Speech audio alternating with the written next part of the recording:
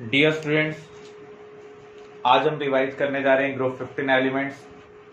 Group 15 में कौन कौन से एलिमेंट है? Nitrogen, phosphorus, arsenic, antimony, bismuth. अगर आप इनके आउटमोस्ट शेल के कॉन्फ़िगरेशन का कंपैरिजन करेंगे तो आपको क्या मिल रहा है?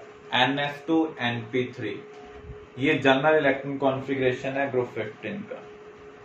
अगर हम फिजिकल प्रॉपर्टीज को कंसिडर करते हैं, डाउन द ग्रुप रेडियाई क्या होता है? इंक्रीज होता है due to addition of extra shell.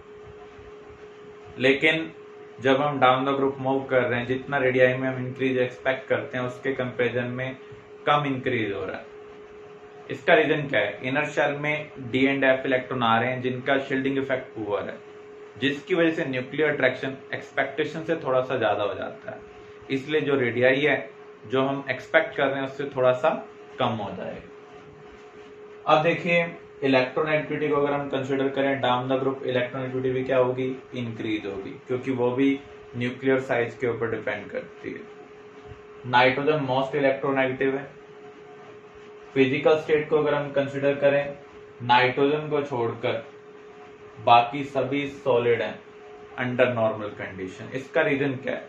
Nitrogen diatomic है, क्योंकि ये पी पाई बॉन्ड बना सकता है। Other member P pi bond नहीं बना सकते हैं ड्यू टू बिगर साइज, तो उस केस में वो पॉलीएटॉमिक मॉलिक्यूल की फॉर्म में एग्जिस्ट करते हैं। तो जिनके वंडरवाल फोर्सेस ज्यादा होंगे उनके अट्रैक्टिव फोर्स ज्यादा होने की वजह से फिजिकल स्टेट डेंस होगी, इसलिए ये सॉलिड है। आयनाइजेशन एनर्जी को अगर हम कंसिडर करें, ग्रुप 15 एलिमेंट की जो आयनाइजेशन एंथैल्पी है वो ग्रुप 16 के कोरस्पॉन्डिंग मेंबर से ज्यादा है, क्योंकि इनका हाफ फील्ड स्टेबल कॉन्फ़िगरेशन।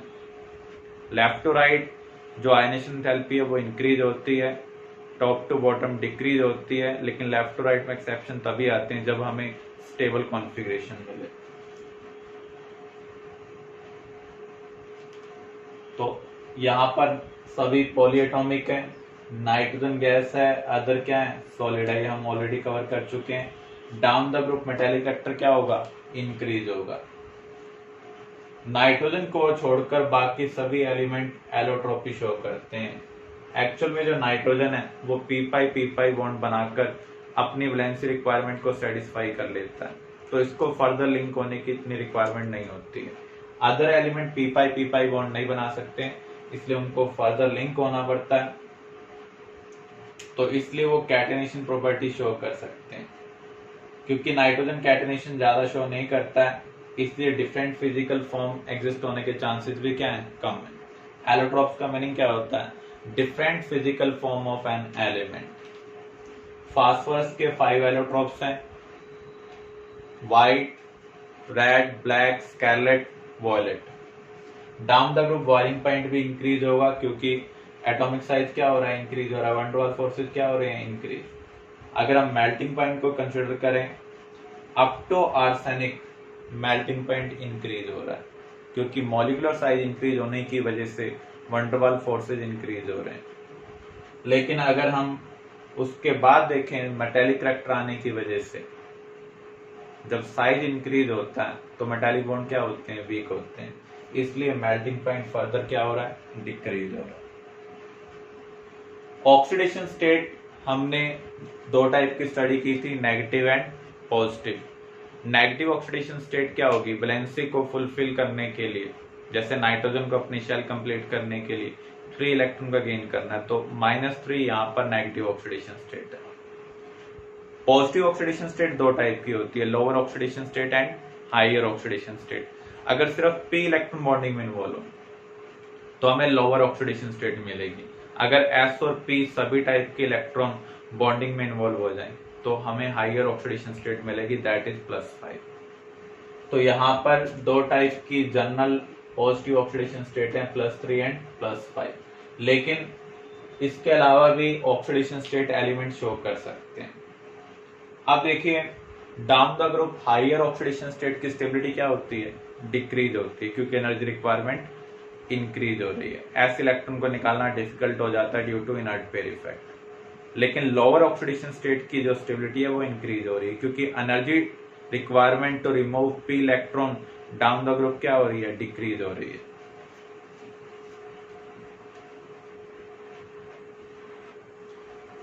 इसके बाद हमने कंपाउंड्स के रिगार्डिंग डिस्कशन किया था।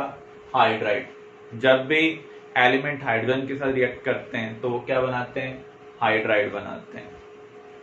तो यहाँ पर नाइट्रोजन जैसे अमोनिया बना रहा है, फास्फोरस फास्फाइन बना रहा है, तो हाइड्राइड की स्ट्रक्चर क्या है, किसी भी हाइड्राइड के अंदर जो ग्रुप 15 के हैं वहां पर 3 बॉन्ड पेयर और 1 लोन पेयर।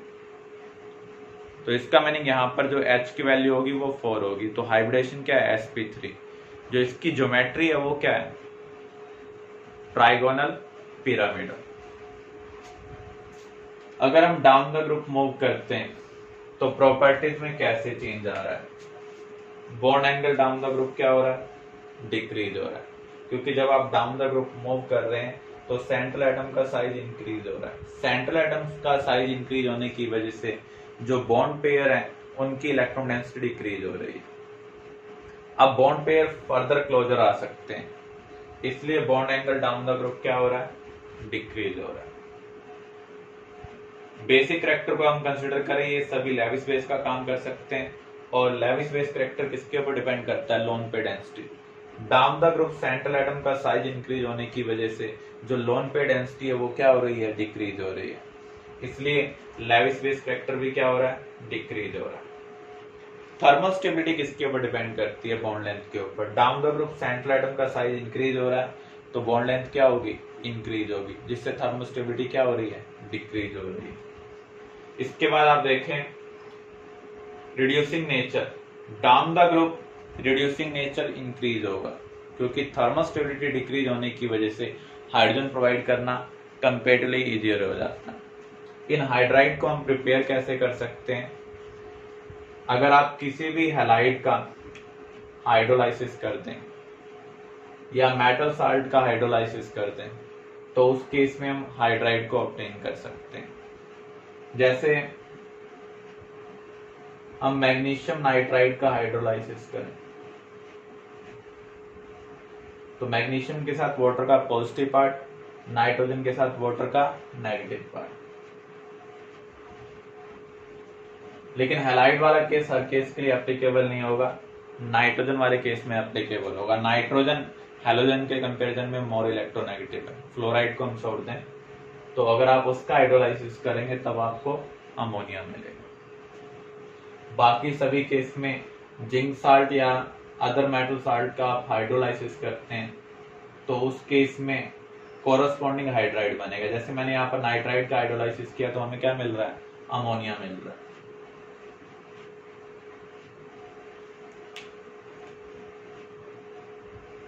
इसके बाद हमने ऑक्साइड कवर किए थे। नाइट्रोजन 5 टाइप के ऑक्साइड बनाता है, नाइट्रस ऑक्साइड, नाइट्रिक ऑक्साइड, इसका डाइमर फॉर्म को हम क्या बोलेंगे, die nitrogen dioxide, die nitrogen trioxide, NO2, इसके डाइमर फॉर्म को हम क्या बोलेंगे, N2O4, एंड जो फिफ्थ है वो क्या है, N2O5। इनके स्ट्रक्चर बनाने के लिए हमें NP-NR को देखना होगा। NP का मीनिंग क्या है, कितने इलेक्ट्रॉन वैलेंस शेल में प्रेजेंट है, सभी एटम के वैलेंस शेल इलेक्ट्रॉन का हम सम कर देंगे। ऐसे NR निकालने के लिए हम सभी के आउटरमोस्ट शेल में मैक्सिमम इलेक्ट्रॉन की पॉसिबिलिटी को देखेंगे। तो इन सभी को ऑक्टेट कंप्लीट करना होता है, तो NR माइनस NP/2, इस डिफरेंस को जब हम सॉल्व करेंगे तो हमें नंबर ऑफ बॉन्ड्स के बारे में इंफॉर्मेशन मिलेगी, उसका यूज कर हम ये स्ट्रक्चर बना सकते हैं। प्रिपरेशन हम कैसे कर सकते हैं, अगर आप अमोनियम नाइट्रेट NH4NO3 का डिकम्पोजिशन करते हैं तो उस केस में सभी हाइड्रोजन वाटर की फॉर्म में रिमूव हो जाएंगे, आपको क्या मिलेगा, N2। NO कैसे मिलता है, अगर आप नाइट्रोजन को ऑक्सीजन के साथ कैटालाइटिकली हीट करें तो उस केस में नाइट्रिक ऑक्साइड बनेगा। अगर आप NO की कूलिंग करेंगे तो ये डाइमर बना सकता है N2O2। अगर NO और NO2 के मिक्सचर की कूलिंग करें तो ये क्या बना सकते हैं, N2O3। NO2 की कूलिंग करेंगे तो ये क्या बनाएगा, N2O4। जिनके पास भी अनपेड इलेक्ट्रॉन प्रेजेंट होते हैं, आउट इलेक्ट्रॉन प्रेजेंट होते हैं, वो डाइमर बना सकते हैं by sharing of electron.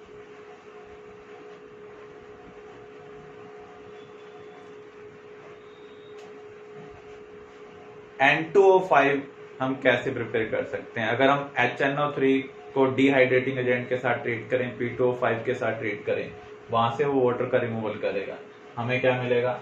N2O5।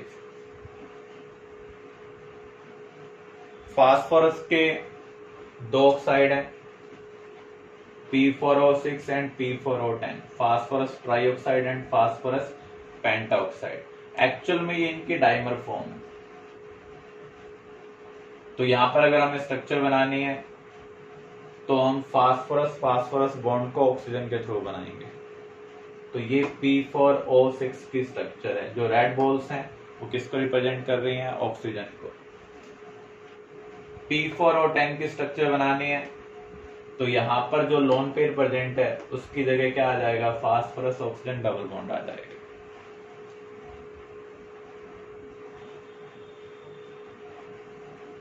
तो जब आप इन ऑक्साइड को वाटर में डिसॉल्व करते हैं तो कोरस्पॉन्डिंग एसिड बनता है, लेकिन N2 और NO न्यूट्रल है। हमने एसिडिक और बेसिक करैक्टर का कंपैरिजन किया था। एसिडिक करैक्टर किसी भी ऑक्साइड के लिए हम कैसे डिसाइड करते हैं? अगर एलिमेंट डिफरेंट है लेकिन ऑक्सीडेशन स्टेट सेम है तो directly proportional to electronegativity of that element. अगर एलिमेंट सेम है, ऑक्सीडेशन स्टेट डिफरेंट है, तो जितनी ज्यादा पॉजिटिव ऑक्सीडेशन स्टेट होगी उतना ज्यादा क्या होगा? एसिडिक करैक्टर होगा। हैलाइड दो टाइप के होते हैं, ट्राइहैलाइड एंड पेंटाहैलाइड। नाइट्रोजन पेंटाहैलाइड नहीं बनाता क्योंकि उसके पास वैकेंट डी ऑर्बिटल प्रेजेंट नहीं है, तो वो मैक्सिमम 4 बॉन्ड बना सकता है। मैक्सिमम कोवेलेंसी क्या शो कर सकता है? 4। जो ट्राइहैलाइड है उनकी ज्योमेट्री क्या है? पिरामिडल या डिस्टॉर्टेड टेट्राहेड्रल। जो पेंटाहैलाइड है उनकी ज्योमेट्री क्या है? Trigonal bipyramidal. जो PCl5 है उसमें सभी बॉन्ड इक्विवेलेंट नहीं है, क्योंकि PCl5 के स्ट्रक्चर को हम देखें तो यहां पर 3 इक्वेटोरियल बॉन्ड है और 2 एक्सियल बॉन्ड है। जो इक्वेटोरियल बॉन्ड है और जो एक्सियल बॉन्ड है उनकी बॉन्ड लेंथ सेम नहीं है, इसलिए सभी बॉन्ड इक्विवेलेंट नहीं है। PCl5 को जब हम हीट करते हैं तो वो कन्वर्ट हो जाता है PCl3 एंड Cl2, क्योंकि जो एक्सियल बॉन्ड है वो लॉन्गर है, लॉन्गर बॉन्ड वीक होते हैं। तो जब आप PCl5 को हीट करेंगे तो एक्सियल बॉन्ड ब्रेक हो जाएंगे, ये किस में कन्वर्ट हो जाएगा? PCl3 and Cl2। Hydrolysis of halide, जिन हैलाइड के पास वैकेंट ऑर्बिटल प्रेजेंट है सेंट्रल एटम के पास, उनका हाइड्रोलाइसिस आसानी से हो जाता है। जिनके पास नहीं है उनका हाइड्रोलाइसिस आसानी से नहीं होगा। नॉर्मली कंडीशन क्या होती है? या तो सराउंडिंग या फिर सेंट्रल एटम के पास वैकेंट ऑर्बिटल होना चाहिए। अगर हम इसका हाइड्रोलाइसिस करेंगे तो हैलोजन के साथ कौन सा पार्ट जाएगा? क्लोरीन नाइट्रोजन से लेस इलेक्ट्रोनेगेटिव है, तो लेस इलेक्ट्रोनेगेटिव के पास पार्शियल पॉजिटिव होता है, तो इसके साथ वाटर का पॉजिटिव पार्ट आएगा।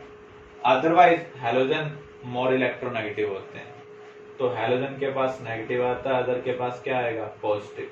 तो इसके साथ वाटर का पॉजिटिव पार्ट जाएगा, अदर के साथ नेगेटिव पार्ट। एंटीमनी और बिस्मथ, इनका पार्शियल हाइड्रोलाइसिस होता है क्योंकि इनके पास मेटालिक करैक्टर ज्यादा है, तो उस केस में ये ऑक्सीक्लोराइड की फॉर्मेशन करते हैं। PCl5 गैसेस फॉर्म में, मॉलिक्यूल की फॉर्म में एग्जिस्ट करता है, लिक्विड फॉर्म में भी मॉलिक्यूल की फॉर्म में एग्जिस्ट कर रहा है, लेकिन सॉलिड स्टेट में ये आयनिक सॉलिड है। PbR5 भी सॉलिड स्टेट में क्या है? आयनिक सॉलिड।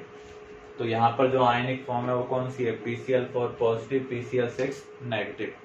PbR5 के लिए अगर हम कंसिडर करें तो PbR4 पॉजिटिव, Br नेगेटिव।